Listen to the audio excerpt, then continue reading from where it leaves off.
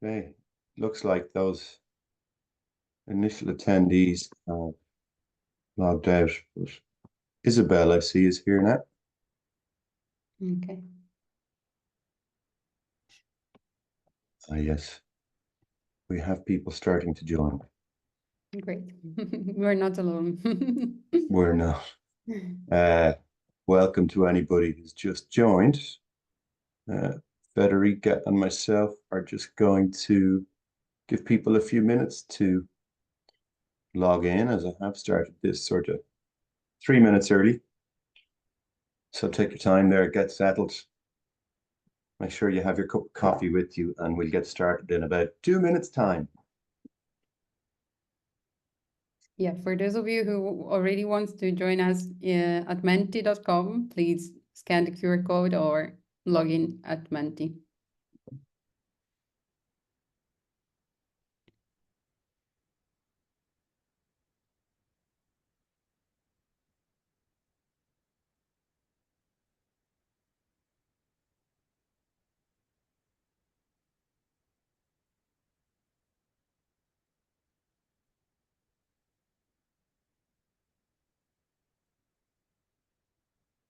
And also, while we're waiting, mention some of the housekeeping considerations. So this should be maybe just over an hour, maybe an hour and 15 minutes. And of course, we'll invite questions, comments, a bit of a discussion towards the end.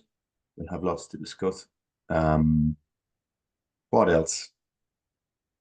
The questions, if you do have them, there is a Q&A function within Zoom. It should be down the bottom of your screen. Please make sure you submit questions there and not in the chat. If you would like to use the chat, feel free to comment. Feel free to mention your name, let us know where you're from, tell us why you're joining, and that's really it in terms of housekeeping. So give me another 2 minutes. It's 1 o'clock on the button, at least in GMT, 2 p.m. CET. We'll give people 2 more minutes and we'll jump straight in then.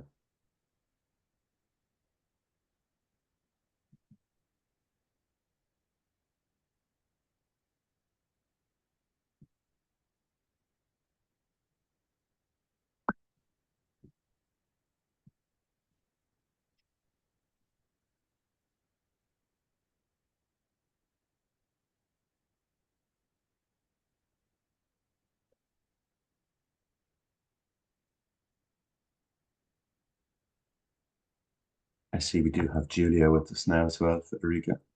Great.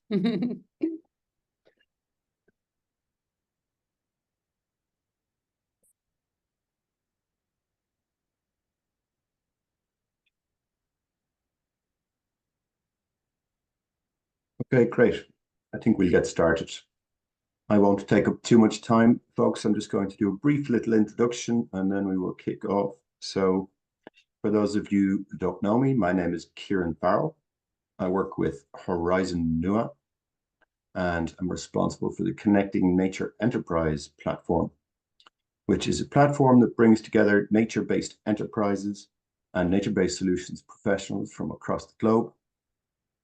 We are reaching towards 1,400 members on the platform and over 260 nature-based enterprises. And today we are kicking off our autumn webinar series, which we are running in conjunction with GoNaturePositive, project that both Horizon NUA and Etifor are involved with. And with that, the first deliverable or piece of work is that we are defining the concept of a nature-positive economy, and we'll introduce that to you towards the second half of this session. This series, this is the first, of course. We will have our second, there's 5 in total, 5 webinars. We will have our second of these webinars on this Friday at the same time, and that will be looking at the world of agroecology. So please feel free to go on to the Connecting Nature Enterprise platform events section where you'll be able to register for that, as well as looking at our upcoming webinars in the area of sustainable forestry, also in the blue economy and aquaculture. And then finally, we will have one on green buildings towards the very end of the month with our partners in GoNaturePositive, the European Federation of Green Buildings. Now, without further ado, I am delighted to welcome Federica Bosco from Etifor. She is a sustainability tourism manager with them. She's also a qualified GSTC trainer. For those who don't know that, that is the Global Sustainable Tourism Council. And Federica might correct me on those that abbreviation.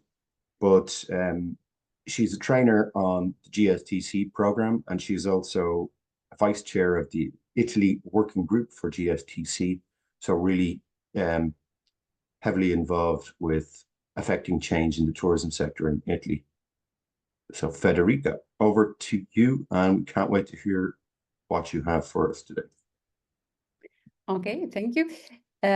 So welcome everyone also from my side. If you already want to join us at Menti, please scan the QR code, but I will actually maybe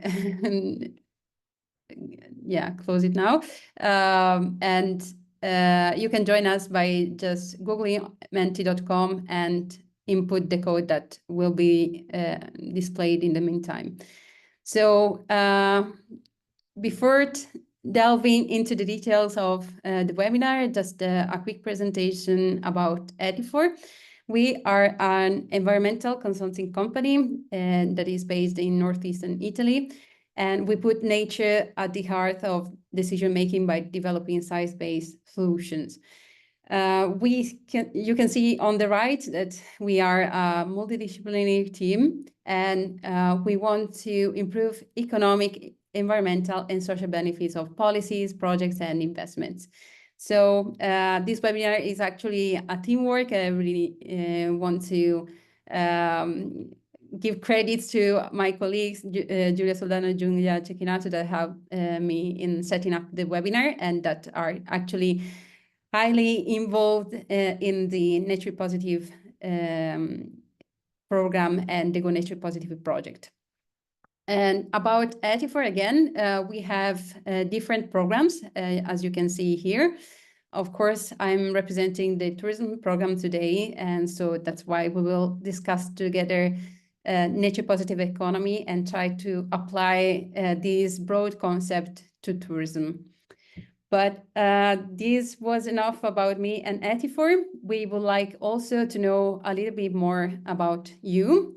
So for those who are connecting now, please join us by scanning the QR code that you can see here on the slide. You can use your mobile phone, or if you prefer, you can just type in Google menti.com and use the code that you can see on the upper side of the presentation. So I will give you some minutes, but for those who will join us in a later stage and maybe when the webinar will be recorded and can't enjoy the consultation live, we are actually developing the consultation. It has already started some weeks ago. And you can also just go into our GoNaturePositive website, and there's a survey that is waiting for you, and also a lot of material, the whole concept note that you can read out and use as a tool to understand better the nature-positive economy concept. So I've seen that step by step you're joining, but please, we really need your help because this will be an interactive webinar. So we want really to know your opinion. We have launched this claim, redefine the economy to redefine the world. And we are not saying that as a statement, but really want to engage all professionals in this consultation to understand the different views. We are starting from the tourism sector, and we would like also to explore how the concept of nature positive economy is considered in other sectors globally, and try to define a really broad definition for nature positive economy. So yeah, please, if there's any problem with the by joining the Mentimeter, please just type into the chat, and so maybe we can try and help you out. But we really want to engage with you. Okay. So just to understand a little bit better who is with us, and because for us it's really important to understand and engage as much as many stakeholder groups. Which stakeholder group do you identify most strongly with? So we are looking for policymakers, companies, nature-based enterprises, finance and investors, environmental organizations, citizens and community groups, researchers and academics, standard setting bodies. We really think that the definition of and more importantly, the implementation of the nature positive concept is a team challenge. No one, no sector, no stakeholder type can do it alone. So we are really trying to engage everyone in this consultation.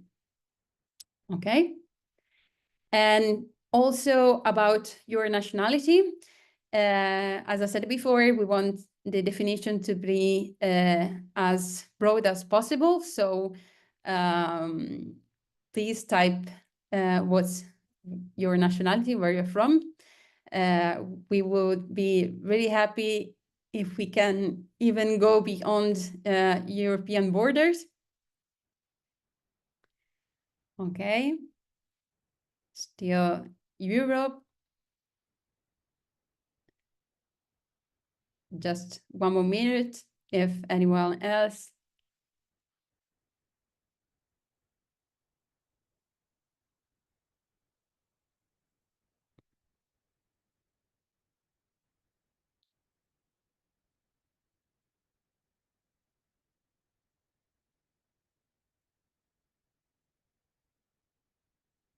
Thank you for sharing. I will also disclose that all data will be anonymous, so don't worry. You are just helping out in setting the definition of nature positive economy. No data will be used against you. Okay. Great. Then we also want to have the nature positive economy definition inclusive. So please specify the gender that you identify with.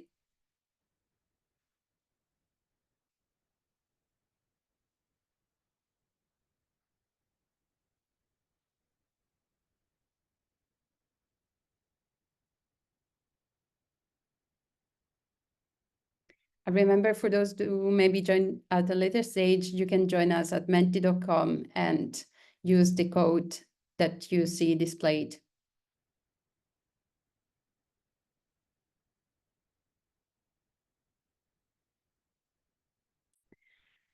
Okay. So now I will talk a little bit about the GoNaturePositive project, since the webinar is funded thanks to the Horizon program of the European Commission. And why did we set up the GoNaturePositive project? So the main goal is to accelerate awareness and transformative action towards a nature-positive economy among policymakers, investors, businesses, and a wider society. Why?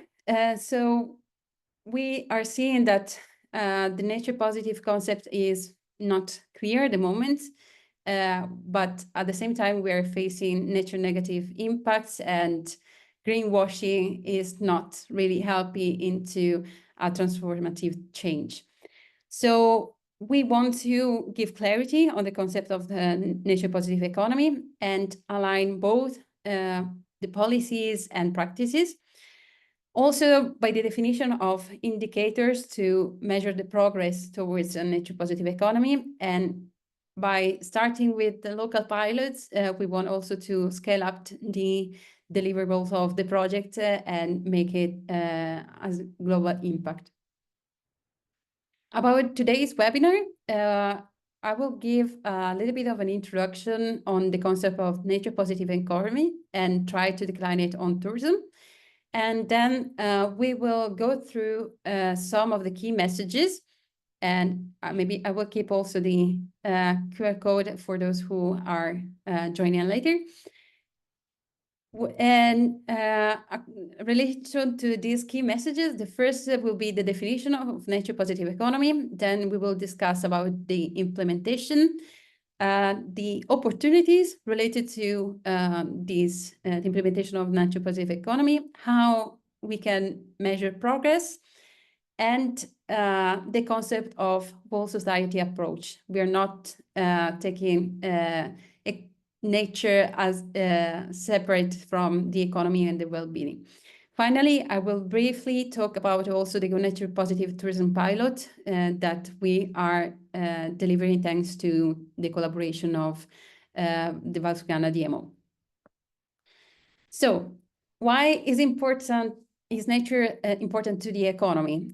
We are used to give nature as granted, but actually everyone and everything in the society depends on nature, both in terms of our daily life, but also in terms of businesses. We need a healthy planet to survive and prosper. Despite that, nature is in a free fall. We are not really taking care of it. And we can see that by the many and intense natural disasters that are occurring in the last years. So we really want to transform our businesses and economic systems so that we can really reverse those negative trends. Of course, we want to meet the needs and create wealth and even enhance human well-being, but in doing that, we want to protect and rebuild nature. So, of course, these are really challenging goals, and we can't do it just with the GoNaturePositive project. And we really think that every person in the society needs to be involved. What about tourism? So, more than 80% of the value of tourism goods and services relies on nature resources and ecosystems. And even there are important economic opportunities from the exploration of nature. They account for over half of all tours. And the nature-based tourism is growing popularity and is predicted to generate approximately 665 billion annually by 2030. So quite a great opportunity for our tourism destinations. But let's explore a little bit more in detail why is nature important in tourism. So whenever we preserve our natural resources, we are actually protecting an asset for our tourist guests. So we need really to keep intact ecosystems. But on the other side, tourism makes great use of natural resources, starting from fresh water that we use in cleaning, cooking, and indirectly in the production of products and goods. But think about the constructions of hotels or all infrastructures that are needed in order to deliver good tourism offer. So concrete, metals, and so on. And of course, also tourism is dependent on energy, especially in relation to fuels that are used for travel. And finally, also climate regulation. On the right side of the slide, you can see a study that was commissioned by the European Commission. And you can see how tourism flows are actually changing in different climate scenarios. And we can already experience that kind of change. So just one of the effects of the climate crisis on tourism.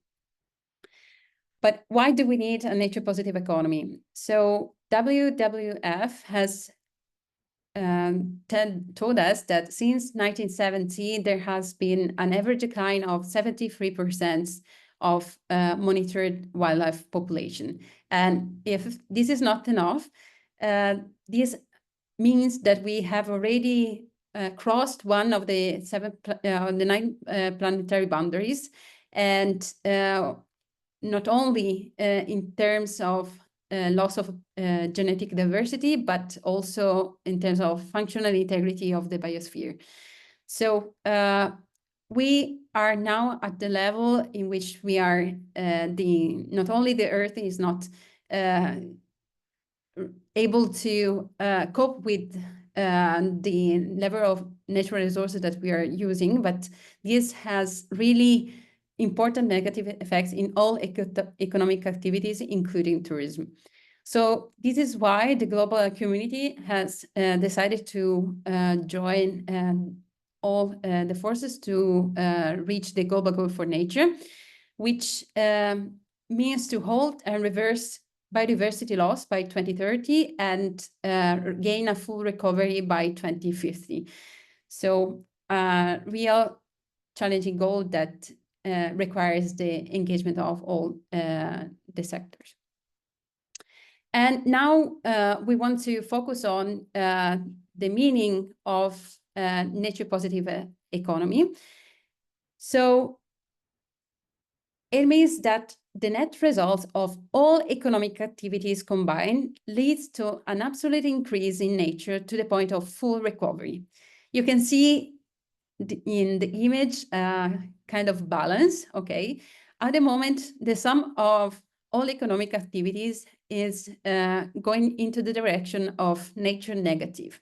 What we want to do is not only to rebalance this relationship, which is sustainability, okay? This is something that we don't think it's enough to reach the global goal for nature that we have seen just before, but we must put this balance against nature positive. And to do that, the net results of all economic activities combined needs to have an absolute increase in nature. And of course, this definition can be applied also to tourism. Why we are including tourism in this project, in this concept, because tourism is a relevant activity in the economy. And of course, the pandemic has led to a halt in tourism contribution to the economy, but the whole economy in general. At the moment, data show us that we have reached full recovery with around 10% of contribution of tourism to GDP and also to total travel and tourism jobs. When we think about tourism, we don't have to think about simply a sector. It's not just about the hospitality, but is rather a system of different sectors, as you can see from the image. And both all the activities upstream and downstream lead to negative impacts against biodiversity. And thanks to the work done by Giulia and Soldano, we were able to apply the SBTN materiality screening on some relevant tourism activities. Of course, the aim is not to show you the details of this table. The SBTN is a public tool that we advise everyone to use. However, you can see how there are some really material impacts caused by tourism. And on the other side, there's still lack of many data to assess the level of materiality. You can see how many blank cells are there. So now we want to briefly discuss about the 5 main drivers of biodiversity loss that have been defined by IPBES and on which the SBTN tool is based on. So land and sea use change, overexploitation, invasive species, pollutions, and climate change. I won't go through each point. I just want to make you aware that all the points that you see listed here are basically taken from the toolbox of nature-positive tourism resources developed by the World Trade and Travel Commission.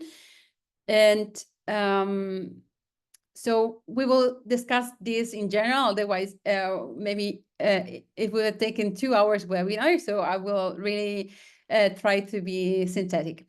And when we think about tourism and land and use, land and sea use change, just think about all the tourism infrastructures that need to be developed in order to provide a tourism offer. On the right side, you can see tourism destination that has been developed in just around 10 years. So think about all the negative effects on the habitats that have been there. And so think about all the buildings, all the roadways, even the ski resorts, all infrastructures that determine change in the land use.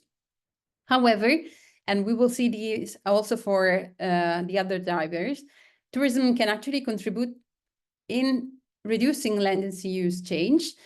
And mainly this is done through the contribution to conservation projects. And one example comes from African parks. Over the past 5 years, in African parks, tourism has generated $27 million US. And these, of course, were used in order to contribute directly to the operation of the parks. Then we must think about also resource exploitation, especially whenever there's a really high concentration of tourism flows, there's a high negative impact on biodiversity, which can mean a negative impact on the habitats, but also in relation to human and wildlife conflict. And here you see an example from Thailand. In this island, there was a quite intense activity of diving experiences, and this has led to the damaging of coral reefs. This, for example, bleaching or even physical damage to the coral reefs. However, again, tourism can contribute positively to the support of natural habitats, especially through the collaboration of the whole value chain in order to have sustainable sourcing as much as possible. But if we think about a positive contribution, one example comes from Marine Savers. And it is a project that is supported by Four Seasons Resorts in the Maldives. And the NGO actually engages with tourists to restore the coral reefs. And part of the holidays revenue are used in contribution for the project. Then we have climate change. Tourism is relevant when we account for the overall global emissions. The data from the World Travel and Tourism Council tell us that the global emissions are around 8%. Actually, new data have come out recently, but and it seems that there has been a quite important reduction in the contribution of tourism to greenhouse gas emission. However, this is a still relevant sector, and of course, this is worsening the effects of climate change that, as we have seen before, have then a negative impact on the tourism activities themselves. However, again, tourism can contribute positively in altering climate change, and for example, through the contribution to blue carbon and green carbon projects. One example comes from Alta Badia. This DMO decided to develop a mitigation plan and then contribute with restoration after a storm that is linked to the climate crisis has hit the whole Alps. So nowadays, they are still trying to restore the area. And then, of course, pollution. This is quite a common example in terms of negative impacts of tourism. But when we think about pollution, we must think about land and marine pollution, but also chemical pollution and light and noise pollution. One of the main examples in this field is the Mount Everest, that is considered nowadays the world's highest garbage dump. And as you can see from the data, tourism has really had a negative impact on the area. Now, the public policymakers are actually developing some norms and regulation in order to stop the level of pollution that has really damaged the environment. But again, tourism can contribute positively, for example, with volunteerism experiences, such as these cleanup days that the Garda Trentino destination has put into the calendar of experiences that were offered to tourists, of course, also engaging locals and enterprises. And then the driver of invasive and non-native species. Of course, tourism means travel, and not only human travel, but also pathogens and species. So we must beware of the impact that this can have in local ecosystems, and also in tourism, some kind of species are used especially for interior design purposes, but many times these are not native and sometimes are even invasive. So yeah, tourism can really contribute negatively also in this sense. And you can have an example from British Columbia. In North America, there was a problem with the zebra and quagga mussel spreading. Of course, they are invasive species, and they travel with the watercrafts. So that's why they had to set up an inspection in order to halt the spreading of these invasive species. And again, tourism can, however, contribute positively. Here we have an example of experiences provided by the Hawkill Resort in Finland, where guests can actually engage, again, in volunteerism experiences to stop the spreading of the garden lupine, which is an invasive species in the area. Okay, so after, again, this introduction, I want to engage with you again. So please join us again on Mentimeter. You can scan the QR code that is provided here, or just type Menti and the code that you can see displayed. So I will start by going back to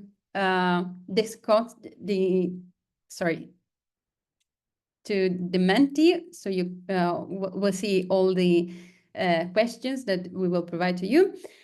So we have discussed before about the concept of nature positive economy. For us, it means that the net result of all economic activities combined leads to an absolute increase in nature towards full recovery in relation to the target of 2050 that we have seen just before.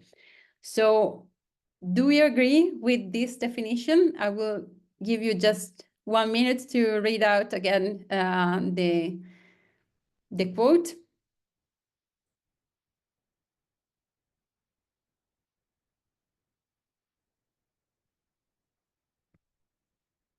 Okay.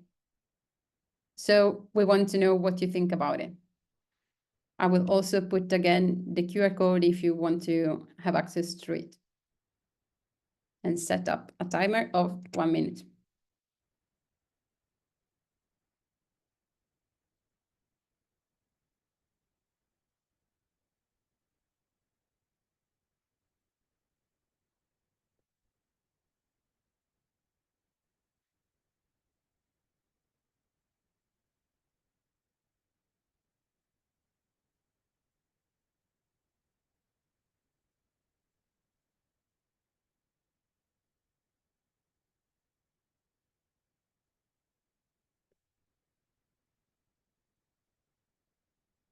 Okay, please join us in this consultation. We really need your help.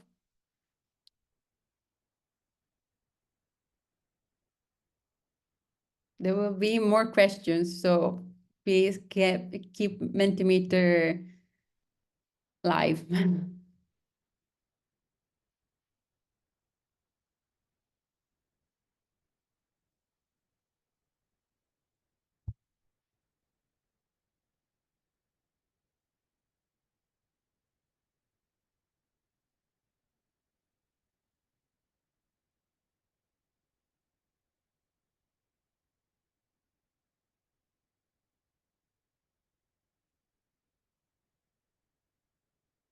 Okay.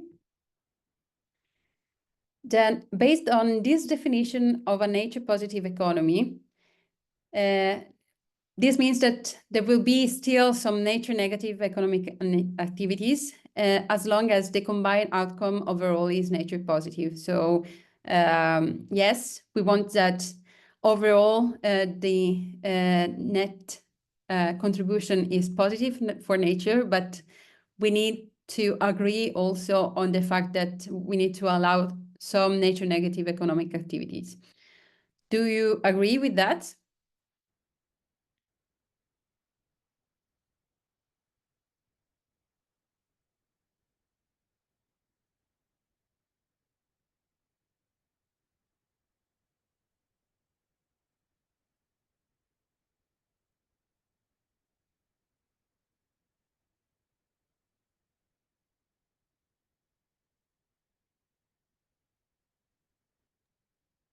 Hi, Federica. We have somebody in the chat asking, could you kindly repeat the statement?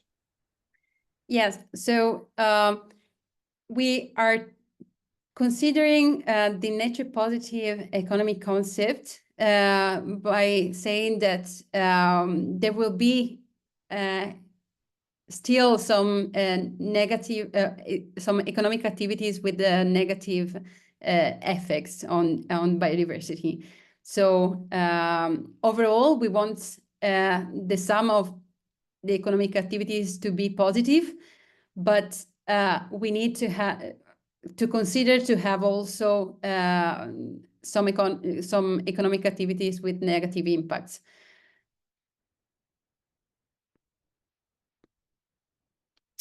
Okay, it's interesting that we have some disagreements. Of course, then if we want to give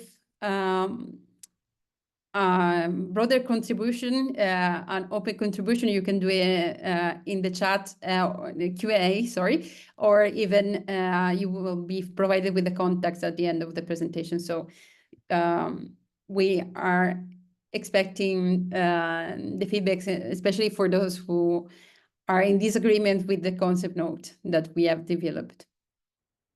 Okay, so we are now going to the second key message.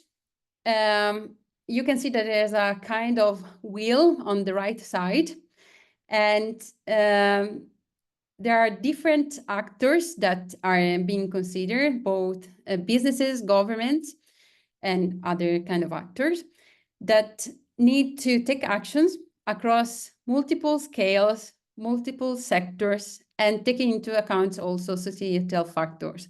So we are not considering the environment alone, but we are also considering prosperity, equity, and human well-being.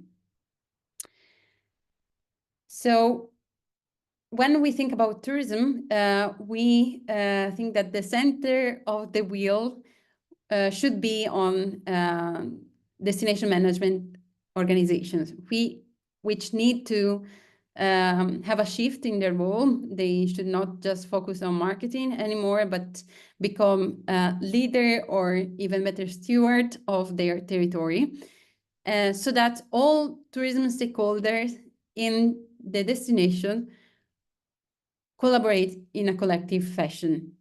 So we really see DMO as those who can put this public and private partnership to reach nature positive goals. Again, we want to know your opinion. So I will give you a minute to read out. For a nature positive economy to operate, this means that businesses, governments, and other actors take actions across multiple scales and sectors, aligning with societal factors to improve social, ecological well-being and equity. So different actors, different scales, different sectors, and also include societal factors. Do you agree with the statement?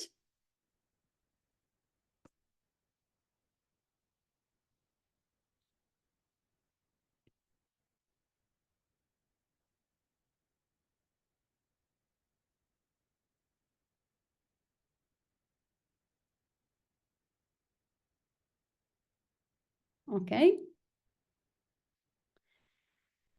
And then we need to also implement the concept of nature positive.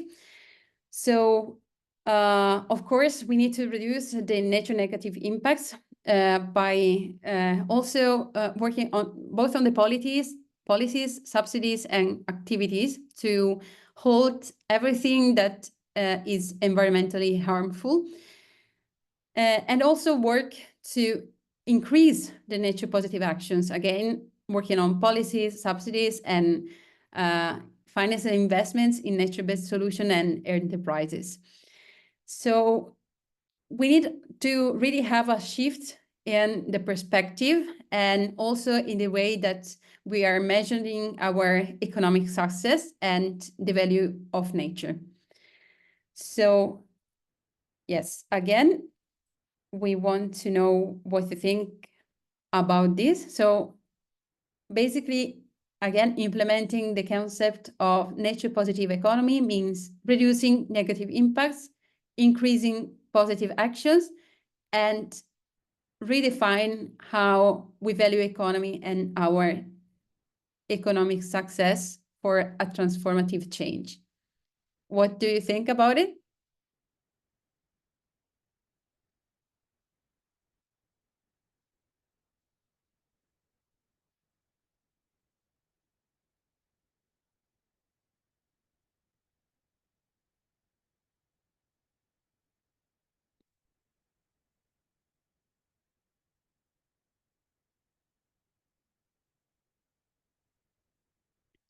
Okay, thank you. And we are focusing now on the role of nature-based solutions and nature-based enterprises. We think that working for a nature-positive economy is not just taking into account dependencies, impacts, and nature-related risks, which we have done just at the beginning, but we also need to think about the opportunities that this kind of framework gives us. And you can see here some examples of scenarios about economic opportunities and job creation and investment. So what are nature-based enterprises? Nature-based enterprises are those that have nature as a core element, and they're driven by a mission to work with and for nature. Here you can see some examples of nature-based enterprises, but if we think about tourism, we can think about ecotourism and nature reserves, adventure and wilderness tourism, environmental education centers, agritourism and educational farms, nature-based wellness operators, and nature-based art and handicrafts. When we think about nature-based solutions, the name is self-explanatory, but they're solutions provided by nature that help in the protection and restoration of natural or modified ecosystems. They address societal challenges and provide human well-being. So those solutions that are provided by nature help actually in improving the natural capital that then gives ecosystem services, which are benefits that nature provides to human and the economy. And then those ecosystem services generate value that then results into solutions in meeting the needs and building resilience. So here really need your help. So be ready again to join the consultation. We suggest that new opportunities will emerge as part of the transition to a nature-positive economy in terms of nature-based solutions and nature-based enterprises. For example, in fields such as regenerative agriculture, tourism, ecosystem restoration, and urban greening. So do you see that nature-positive economy not only means a change in how we manage our activities, but also provides additional opportunities and innovation in our economy? Do you agree?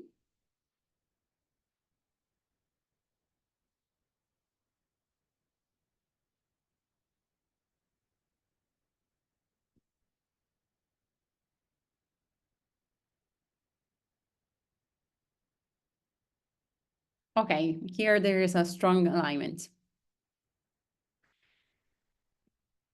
And here, this is something that we are really working on at the moment to try and define what are the indicators that can be taken into account to measure the progress towards achieving the nature positive economy.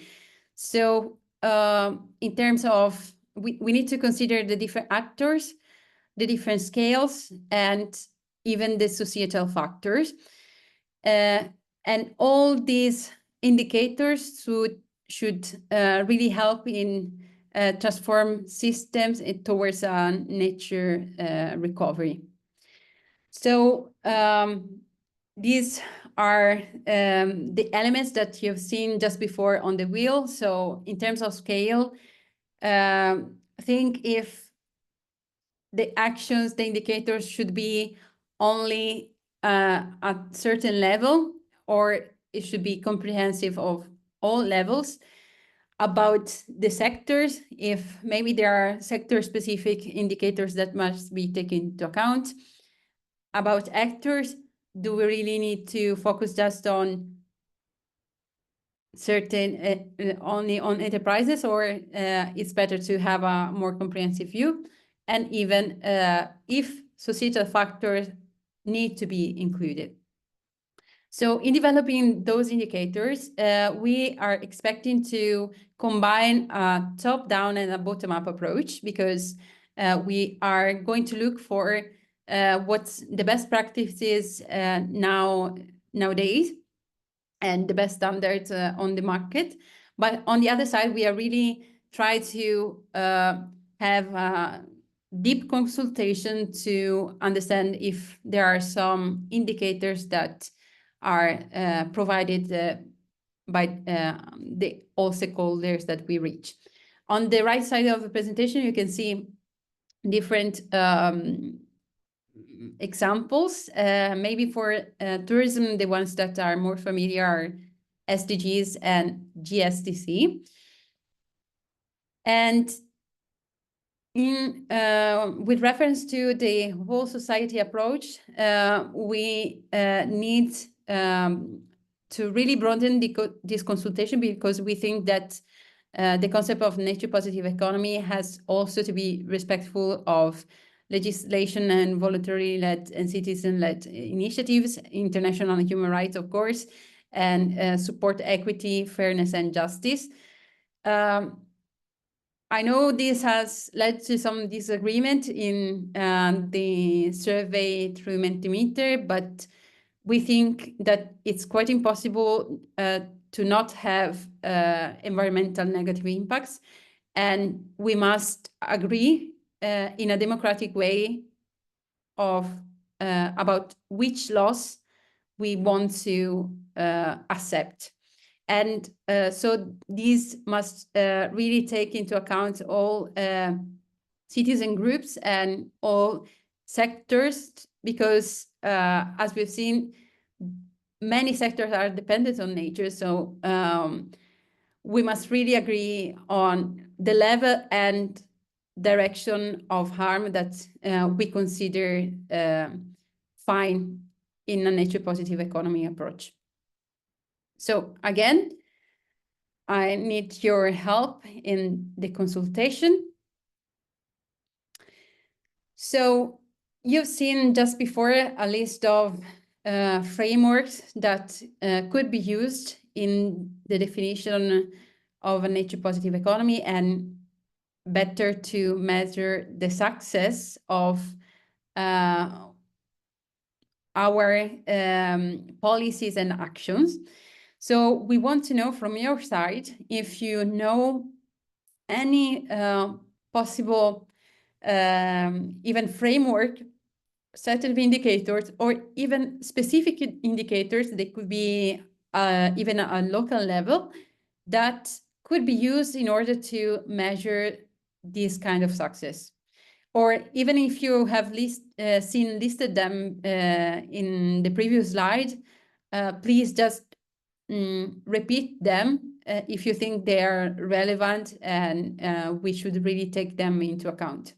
So I think this will need a little bit of reflection, so I will give you 1 minute to answer.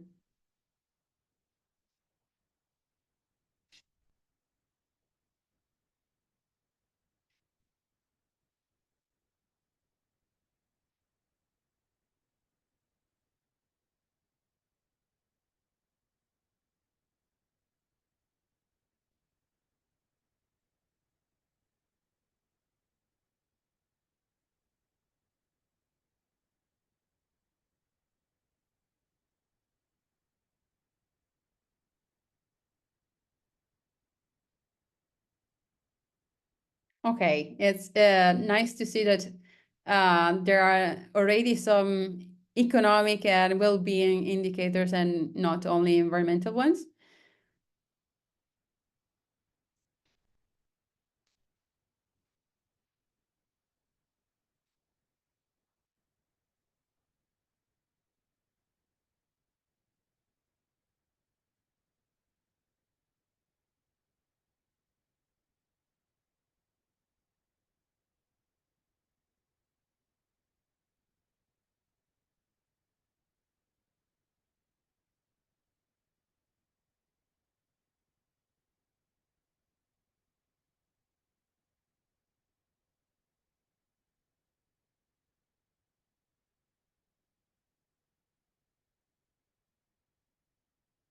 Okay, so you already answered about the sectoral question, and that there should be something specific for each sector. All right. So let's continue with the consultation. Okay, we reach now the 8. So the whole society engagement. Do you think that a nature-positive economy must respect the rights of all, especially those closest to nature, like farmers, indigenous people, and local communities? All voices should be included in the decision-making process. So think about those categories of stakeholders that are listed here, or if you can think about even other stakeholders that are really dependent on nature, and just we want to know if you agree on the fact that all voices should be included in this decision-making process, knowing that this could halt somehow the economic progress or even the environmental one.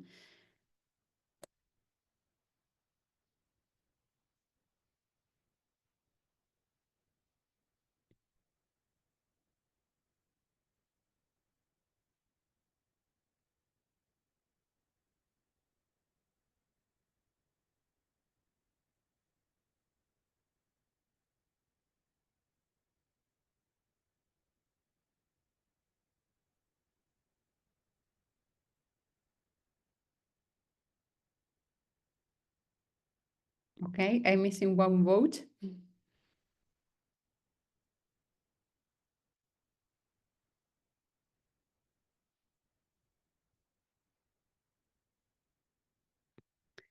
Okay. Another really wide question. So again, I will give you some time to think about it. What conditions are needed to ensure social well-being and equity in a nature-positive economy? So we've seen about the consultation of all stakeholders, but are there other conditions that we must take into consideration to ensure that nature positive economy means also social well-being and equity?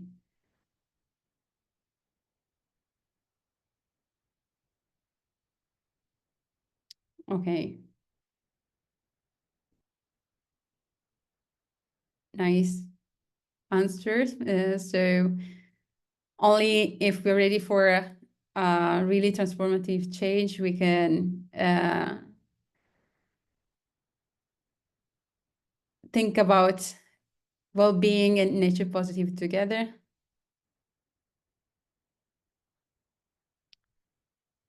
Transparency, strong framework,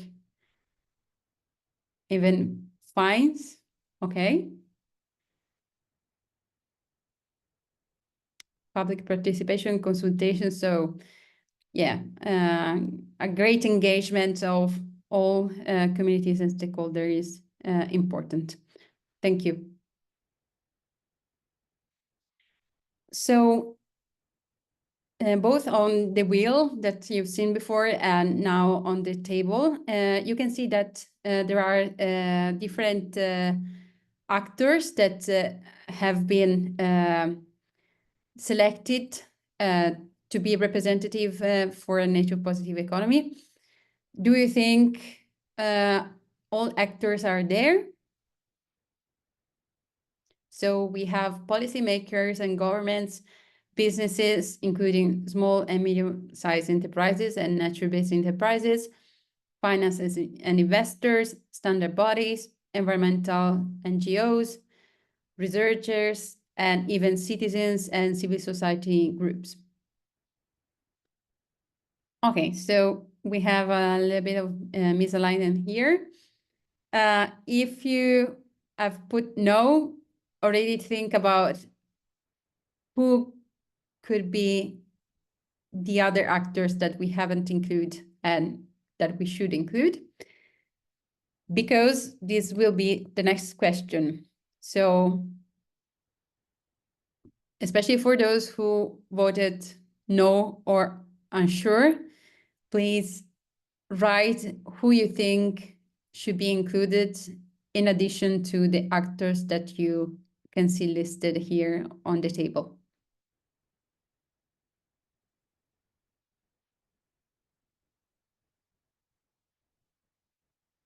Okay. Land managers, education sector.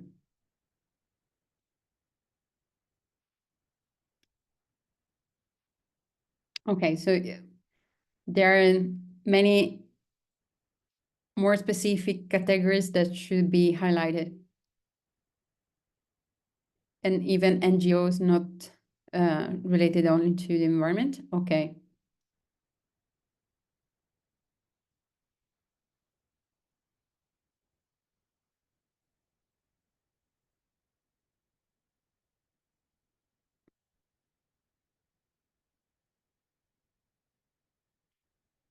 Okay.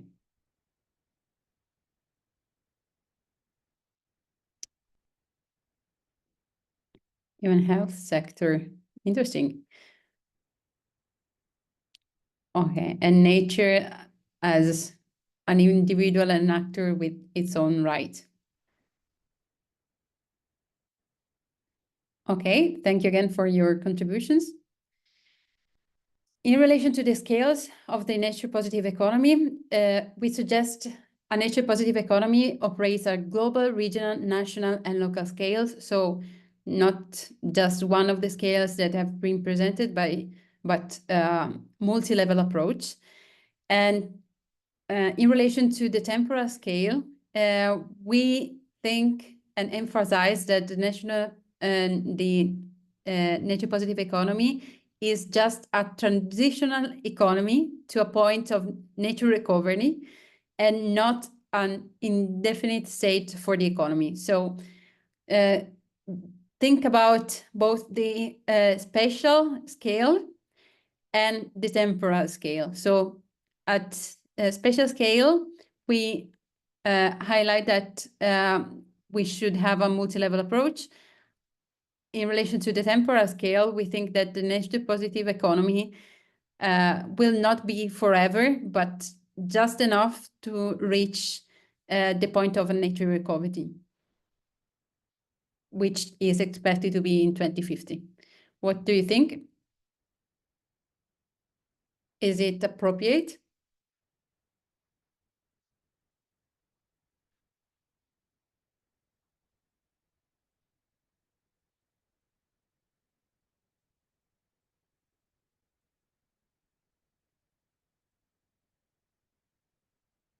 Okay, so this is for generating a debate.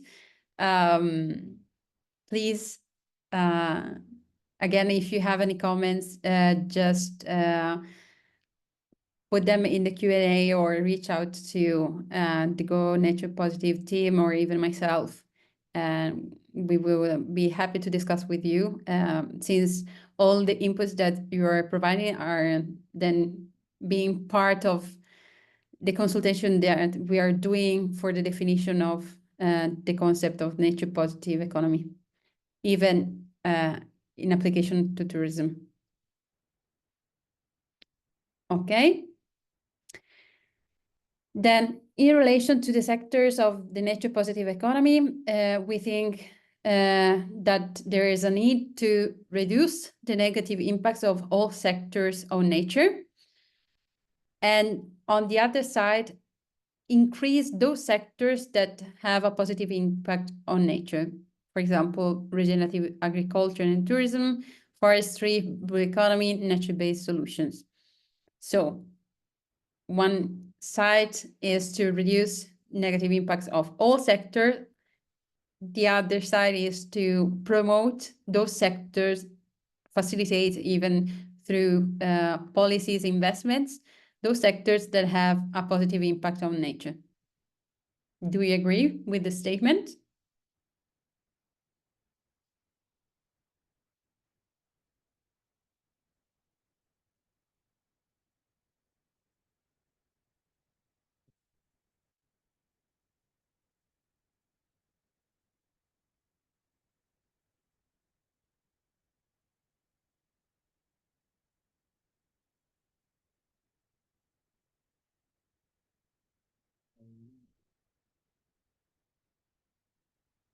Okay, there's a 100% agreement. Okay.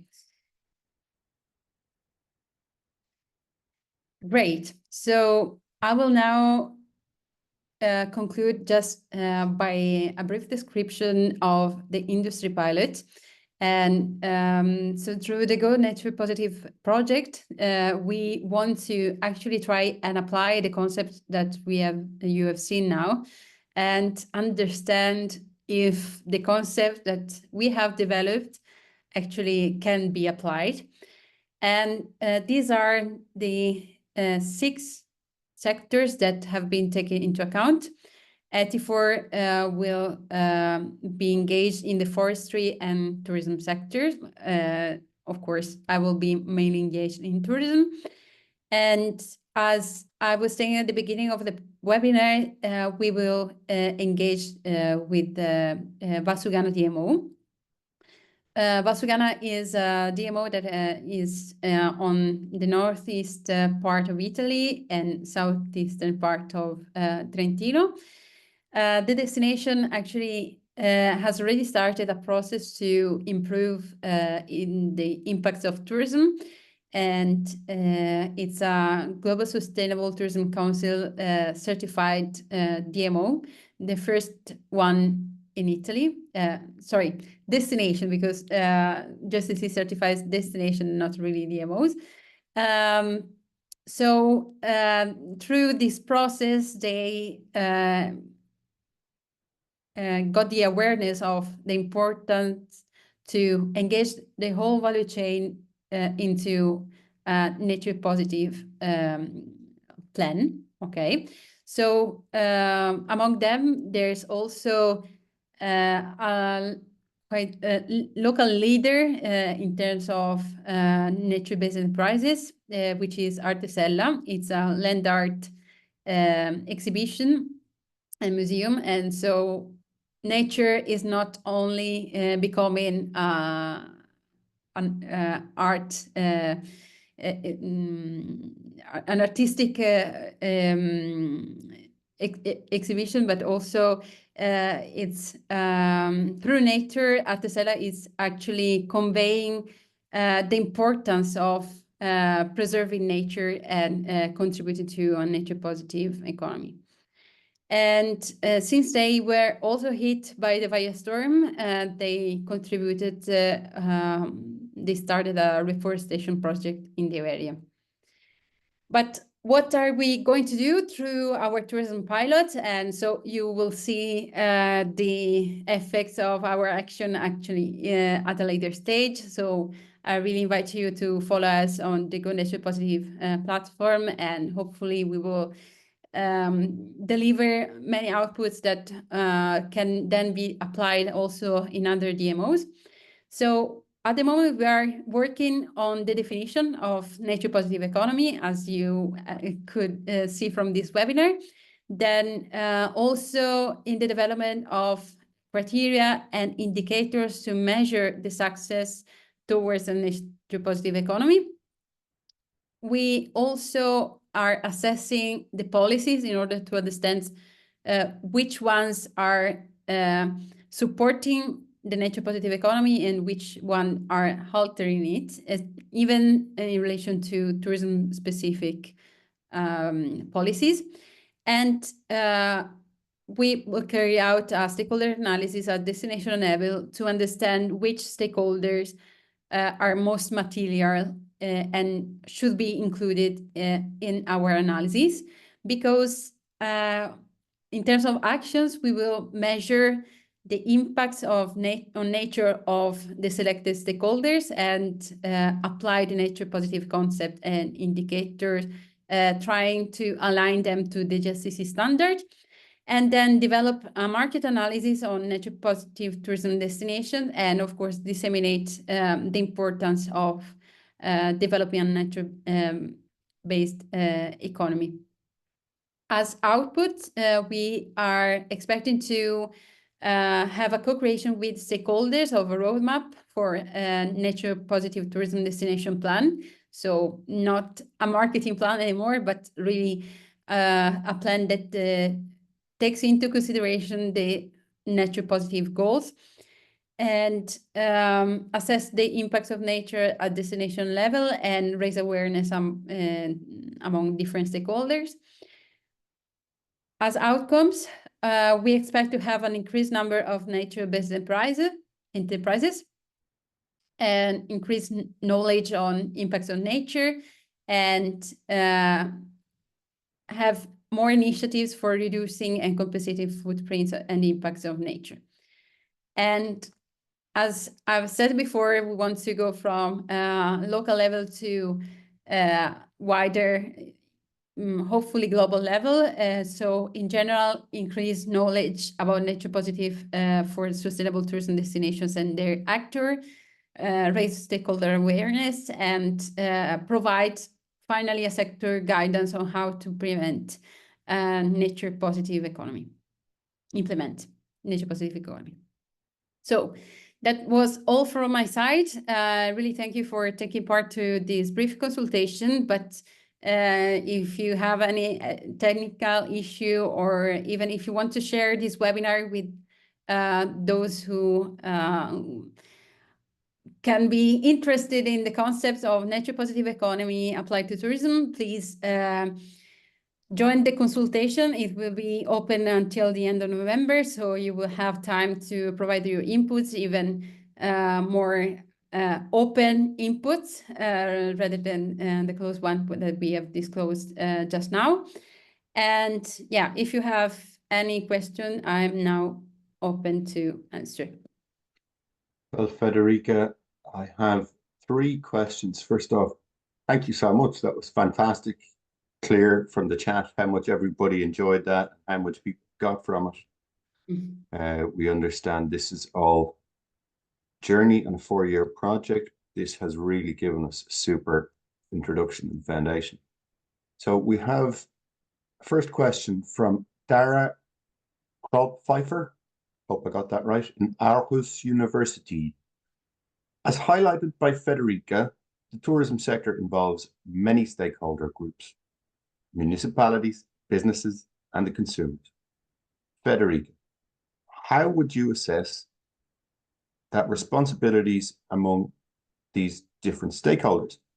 Which stakeholder group should or could be the front runner when it comes to transforming the tourism sector towards nature positivity? And would you describe the transition as supply or demand driven? That's one big question, so I'm going to drop it in the chat also, just in case you can't see it. Thank you. So in relation of which stakeholders do we need to include, we will carry out the materiality assessment through the GoNaturePositive project, and so we will understand better among those stakeholders who need to be assessed. Of course, all stakeholders have, as we've seen through this webinar, the consultation about how to improve the nature positive goals of the territory, should be a really open consultation. And the application of the wheel that we have seen before in relation to the actors that need to be included in this process is that DMOs should have the role of putting together public and private partnerships. So they should be the leaders in the territory and reach out to public institutions and the private sectors, so to start this trend. And I know in some territories there's quite we are still at the first stages of destination management organizations, so many of them are still focused on marketing. However, I would really invite to push them through a change, and if there are, the tourism there is mainly led by the public bodies, then of course maybe for them the first the first step will be from the public institutions, but it can't be only private or only public transition. And in terms of also engaging with the final consumer, yes, this is a reference to the transformative change that we have highlighted to during the webinar. If we really want to reach the global goal for nature, it's not just a matter of public bodies and enterprises, but we really have a change of mindset by all stakeholders, including citizens.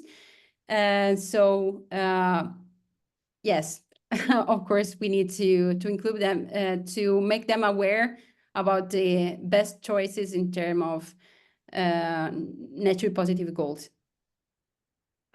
We've two other super questions, one again from Dara and another from Robert Lynn Davies, who's just dropped off the call, but he's going to watch back later.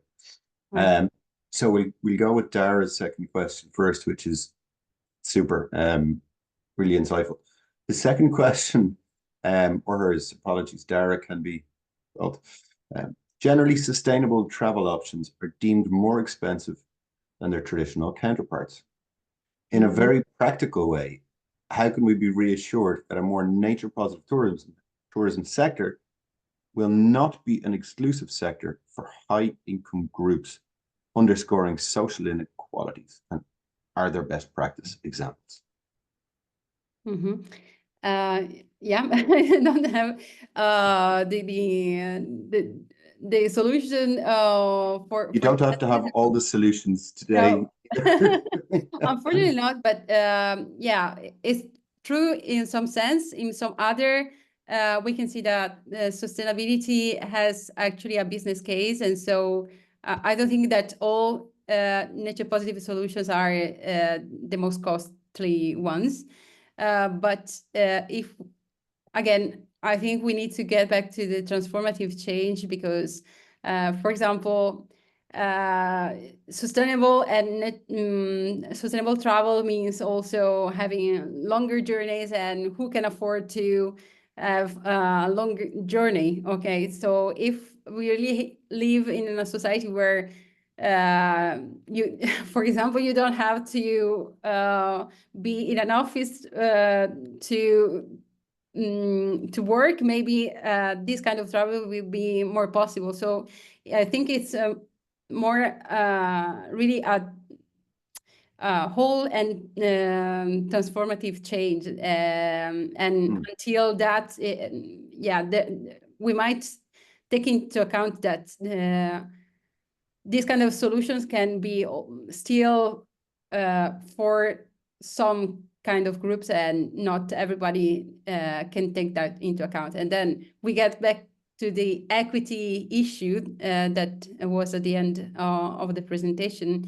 So thanks for pushing for this team. I think this will be central in the analysis that the project will carry out.